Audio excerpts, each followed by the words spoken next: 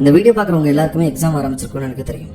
இந்த டைமில் எல்லாருமே உங்களுக்கு சப்போர்ட்டிவாக இருப்பாங்க, எல்லாரும் பாசிட்டிவாக உங்களை மோட்டிவேட் பண்ணுவாங்க. ஆனால் இந்த வீடியோ உங்களை மோட்டிவேட் பண்ணுறதுக்காக இல்லை, அப்போ உங்களோட இன்னர் வாய்ஸை மோட்டிவேட் பண்ணுறதுக்காக.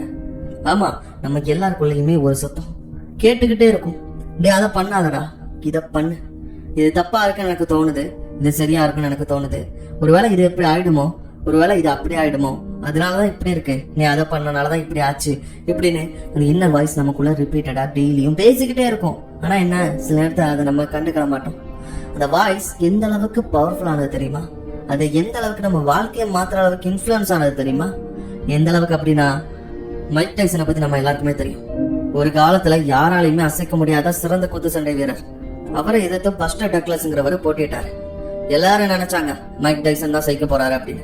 மைக் டைசன் ஒரு லாக் அவுட் பஞ்ச் விட்டதும் அந்த பஸ்டர் டக்ளஸ் கீழே விழுந்தாரு. அந்த நேரத்துல பஸ்டர் டக்ளஸ்க்குள்ள ஒழிச்சது ஒரே ஒரு இன்னர் வாய்ஸ். உன் அம்மாக்கு நீ சத்தியம் பண்ணி கொடுத்துருக்கடா, கீழே விழுந்து தோத்துறாத அப்படிங்கிற இன்னர் வாய்ஸ். ஏபிஜே அப்துல் கலாம் அவரோட கனவுகள், அவரோட கோல்ஸை நோக்கி ஓடுறதுக்கு காரணம் அவரோட இன்னர் வாய்ஸ். இப்படின்னு இந்த உலகத்துல யாரை நீங்க திரும்பி பார்த்தாலும், இந்த வீடியோ போட்டிருக்கு என்ன திரும்பி பார்த்தாலும், எனக்குள்ள ஒழிச்சுக்கிட்டு இருக்கிறது என்னோட இன்னர் வாய்ஸ். இந்த வீடியோ போட்டே ஆகணும், இதை நீ பண்ணி ஆகணும் அப்படிங்கிற இன்னர் வாய்ஸ். ஸோ இதே இன்னர் வாய்ஸ் இந்த வீடியோ பார்த்துட்டு இருக்க உங்க எல்லாரோட மனசுக்குள்ளயும் இருக்கு. அந்த இன்னர் வாய்ஸ் உங்களுக்குள்ள பேசிக்கிட்டே தான் இருக்கும். இதை பண்ணு, இதை செய், இதை செய்யாத, இதை செஞ்சா சரியா வரும், இதை செஞ்சா சரியா வராது, நீ படிக்கணும், இன்னும் படிக்கணும், இன்னும் கோல்ஸ் அச்சீவ் பண்ணணும், ட்ரீம்ஸ் அச்சீவ் பண்ணணும் இப்படின்னு உங்களுக்குள்ள பேசிக்கிட்டே இருக்கு. என்ன, நம்ம நிறைய நேரம் அதுக்குள்ள டைம் ஸ்பெண்ட் பண்றதில்ல. ஒரு விஷயம் நல்லா புரிஞ்சுக்கோங்க, இந்த உலகத்திலேயே ஏதோ ஒரு வார்த்தை உங்க வாழ்க்கையை மாத்தும் அப்படின்னா அந்த வார்த்தை வேற யாரோட வார்த்தையும் இல்லை, உங்க மனசுக்குள்ள ஒழிச்சுக்கிட்டு இருக்குல்ல அந்த வார்த்தை தான். அந்த வார்த்தை உங்க வாழ்க்கையை மாத்துற அளவுக்கு பவர்ஃபுல்லானது. அது கூட நம்ம பேச ஆரம்பிக்கணும். புத்திசத்தோட மெயின் தீமே அதுதான். அது சொல்றது என்னன்னா, நீங்க சுத்தி இருக்கிற நாய்ஸ் எந்த அளவுக்கு ரெடியூஸ் பண்றீங்களோ அந்த அளவுக்கு உங்களோட இன்னர் வாய்ஸ் உங்களுக்கு கேட்கும் அப்படின்னு.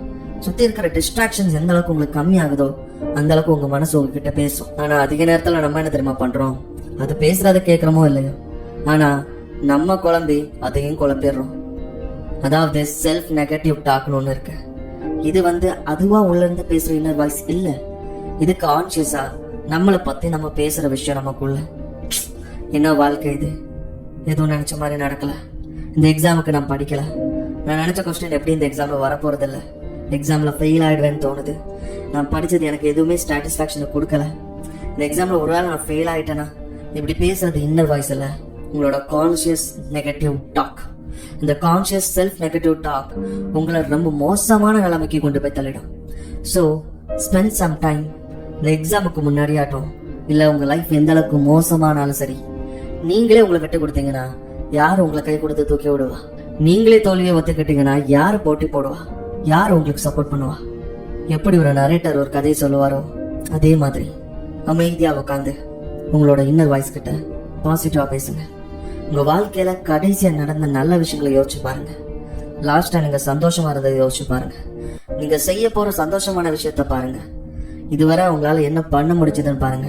நீங்க சாதிச்சது, சாதிக்க போறது, ஜெயிச்சது, உங்களை நினைச்சு எல்லாரும் சந்தோஷப்பட்டது, நீங்க உங்களை நினைச்சு சந்தோஷப்பட்டது, நீங்க செஞ்ச சில நல்ல விஷயங்கள், இப்படி எல்லாத்தையும் நீங்க நினைச்சு பார்க்கும்போது உங்களோட இன்னர் வாய்ஸ் உங்களுக்கு சொல்லும், இதெல்லாம் பண்ணதான் நீ உன்னால பண்ண முடியும் அப்படின்னு.